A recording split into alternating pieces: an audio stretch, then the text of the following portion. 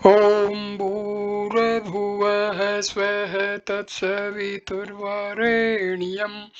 भर्गो देवस्य धीमहि धियो यो नः प्रचोदयात्। ॐ शान्ति शान्ति शान्तिः। नमस्ते मेरे प्यारे दोस्तों, ये आदि शंकराचार्य की पवित्र पुस्तक आत्म बोध का छठा वीडियो है।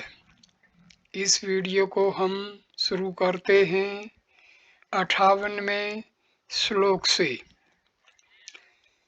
इसमें शंका का समाधान किया गया है। शास्त्र में ब्रह्मा आदि को भी तो अखंड आनंद स्वरूप कहा है, फिर यहाँ केवल ब्रह्म को ही क्यों कहा? इस शंका का समाधान 58वें श्लोक में हमें मिलता है। अखंड आनंद रूपस्य तस्य आनंद लवाश्रितः ब्रह्म आदस्तया मेन भवै आनंदिको अखिला। उस अखंड आनंद स्वरूप पर ब्रह्म के आनंद का जो लेश है, उसका आश्रय लेकर संपूर्ण ब्रह्मादिक देवता अपनी अपनी उपाधि का तारतम्य करके अर्थात अपने अपने पुण्य के अनुसार न्यून और अधिक आनंद युक्त होते हैं। अतएव ब्रह्मादिकों को जो आनंद हैं, सो सब ब्रह्मानंद के ही अंतर्गत हैं और ज्ञानी पुरुष विदेह अवस्था में स्थित होकर उसी को पाते हैं। शंका: कदाचित यह कहो कि वह परब्रह्म जिसके आनंद के लेश में ब्रह्मा आदि संपूर्ण देवता आनंदित रहते हैं, सो कहाँ रहता है? इसका समाधान 59वें श्लोक में करते हैं। तद्युक्त अखिलम वस्तु व्यवहारस्त अन्वित तस्मात् सर्वगतम ब्रह्म अक्षीरे सर्वप्री अखिले। जैसे दूध के सर्वांश में घृत अभेद रूप से परिव्याप्त रहता है, वैसे ही ब्रह्म से घटपटादि समस्त वस्तु और वचन दान गमनादि संपूर्ण व्यवहार अन्वित होते हैं। इसलिए वह ब्रह्म प्रत्येक पदार्थ में अभेद रूप से व्याप्त है और ऐसा ही श्री कृष्ण ने गीता में कहा है, सर्वे इंद्रिय गुणा भाषम सर्वे इंद्रिया विवर्जितम।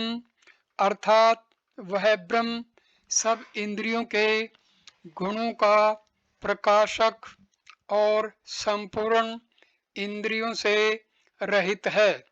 अतएव ब्रह्म सर्वव्यापक सिद्ध है। शंका: परमात्मा तो सब प्रपंच में अनुगत है, फिर उसको प्रपंच के धर्मों का स्पर्श क्यों नहीं होता है? तहाँ कहते हैं, इसका समाधान हमें 60वें श्लोक में मिलता है। अणव स्थूल मह सर्वदीर्घ अजम वयम अरूप गुण वर्णाय आख्यम तद ब्रह्मोत्व धारयेत। जो वस्तु न स्थूल है, न सूक्ष्म है, न हर्षव है, न दीर्घ है, जो जन्य भी नहीं है, अर्थात किसी दूसरे द्वारा उत्पन्न नहीं होती है, और न विनाशील है, तथा रूप गुण और ब्रह्मणादि वर्ण के नाम से भी रहित उसे ब्रह्म जाने। 61वां श्लोक। यद भाषा भास्तेर कादिभाषेतु न भाष्यते येन सर्व इदम भाति तद ब्रह्मे तगवार्येत।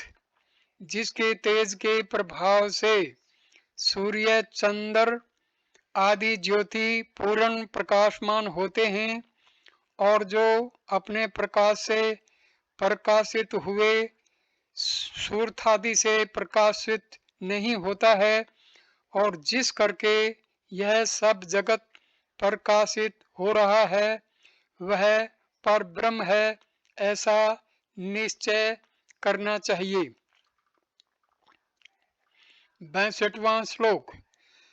स्वयं अंतर्बहिर्व्यापै भाष्यन्य अखिलम जगत ब्रह्म प्रकाशत वही प्रत्वा यस्पिंडवत। जैसे अग्नि तप्त लोह के गोले के भीतर और बाहर व्याप्त होकर उसको भी प्रकाशिता है और आप भी प्रकाशित होता है, इसी तरह ब्रह्म भी संपूर्ण जगत को प्रकाशित करता हुआ स्वयं कहिए आप भी प्रकाशित होता है। जैसे लोहे के गोले के भीतर बाहर अग्नि व्याप्त है, उसी प्रकार ब्रह्म जगत में व्याप्त है, कोई स्थान उससे रहित नहीं है। 63वां श्लोक। जगद्विलक्षणम ब्रह्म ब्रह्मणो अन्य त्रिकिंचन ब्रह्म अन्य भाति चेन्मिथ्य यथा मरुमरीचिका। ब्रह्म जगत से विलक्षण है और ब्रह्म से भिन्न कुछ नहीं है, और जो ब्रह्म से भिन्न प्रतीत होता है जैसे घटपट आदि पदार्थ सो मृग तृष्णा के समान मिथ्या है।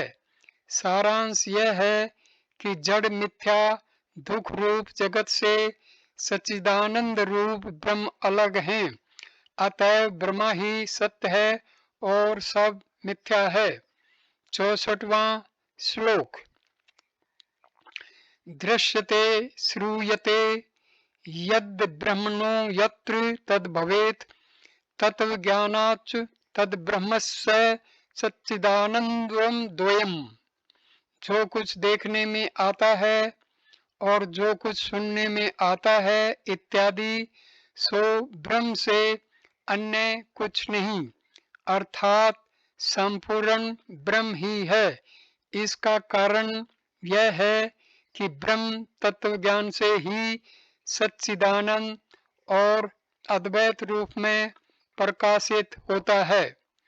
जो सच्चिदानंद स्वरूप ब्रह्म सर्वव्यापक है तो सर्वत्र क्यों नहीं दिखता है, ये शंका है और इसका समाधान 65वें श्लोक में दिया गया है।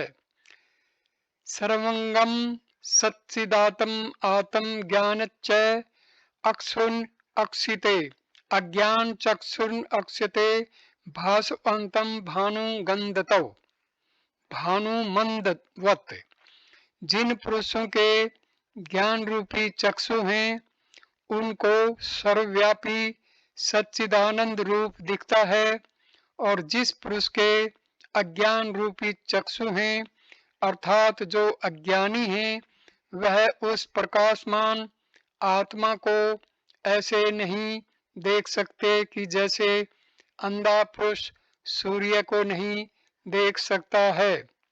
जो यह शंका करो कि जिनके ज्ञान रूपी नेत्र हैं ऐसे पुरुषों को विवेक के कारण यद्यपि देह आदि इंद्रियों में अध्यास रूप मल दूर हो जाते हैं, तथापि पूर्व जन्म के अव्यास से संसार की वासना के वश में होकर अहम मनुष्य है, मैं मनुष्य हूँ, ऐसा देह रूपी बंधन प्रतीत होता है, तो फिर आत्म स्वरूप में स्थिर होकर मुक्ति किस प्रकार हो सकती है, इसका समाधान 66वें श्लोक में करते हैं।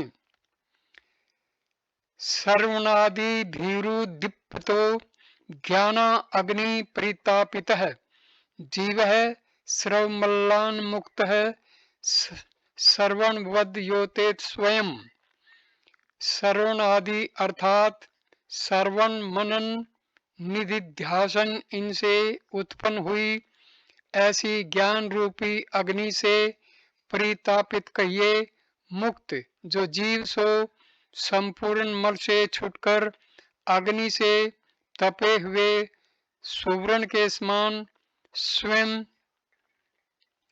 प्रकाशित होता है और प्रकाशमान होने पर उसको मेरा है या मैं हूँ ऐसा अभिमान नहीं करता है। जो यह कहो कि जो आत्मा शुद्ध हो जाता है उसका कैसा रूप होता है और वह कहाँ उदय होता है और किसे प्रकाशित करता है, तहाँ कहते हैं कि 67वां श्लोक हृदय आकाशोदिते हयात्मा बोध भानु सतमोन्मुख सर्वव्यापी सर्वधारी भाति सर्व प्रकाशते।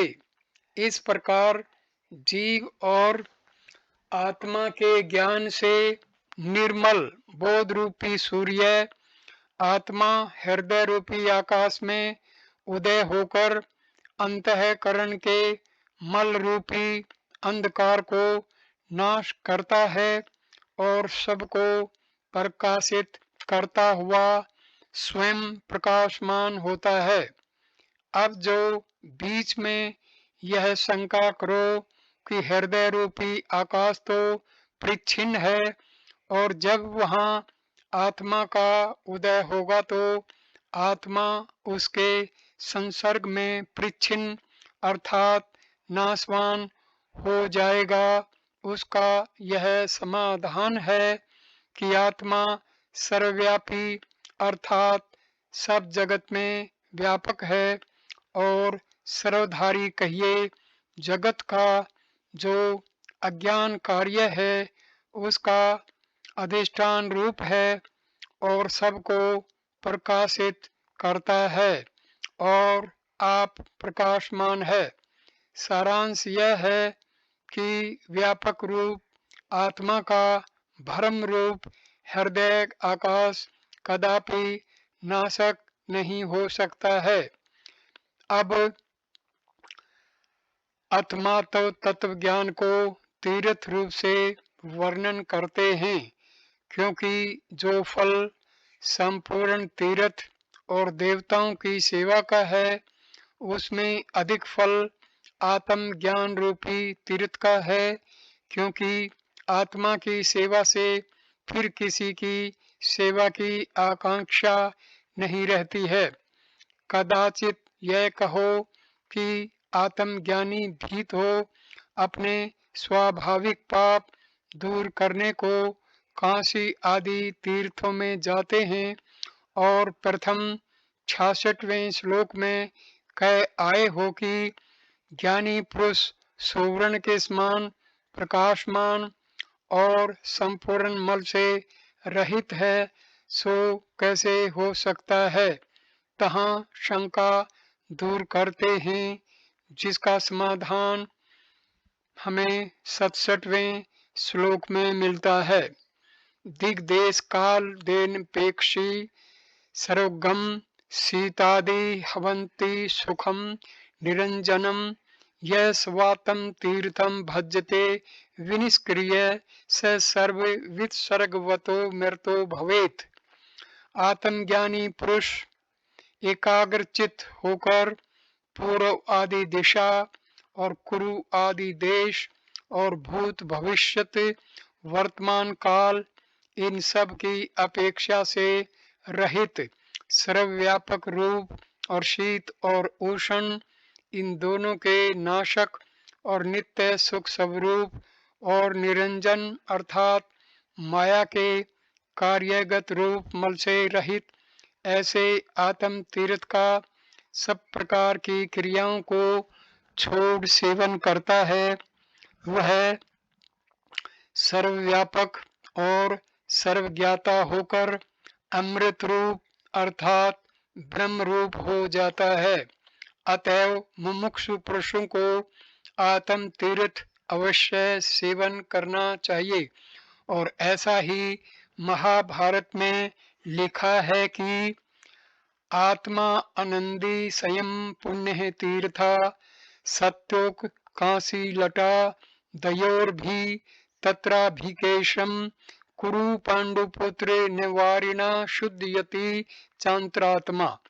अर्थात हे युधिष्ठिर, इंद्रियों को रोकना ही जिसका पुण्य तीर्थ है, सत्य ही जिसका जय है, शील जिसका तट है और दया ही जिसमें तरंगों की माला है, ऐसी आत्मा रूपी नदी में स्नान करें, क्योंकि केवल जल से ही भीतर की आत्मा शुद्ध नहीं होती है।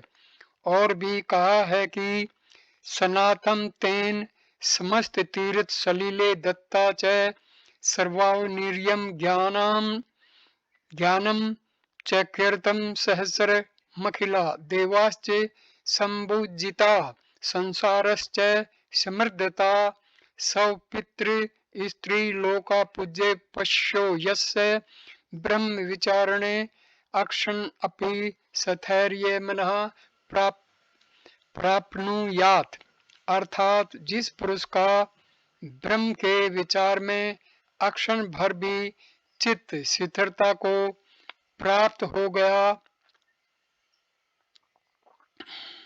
तो जान लो उसी मनुष्य ने संपूर्ण तीर्थों के जलों में स्नान किया है, उसी ने संपूर्ण पृथ्वी का दान किया है, उसने ही सहस्रों यज्ञ किए हैं, संपूर्ण देवताओं का पूजन किया है, उसी ने अपने पितरों को संसार से पार किया है और वही त्रैलोक्य में पूजनीय है।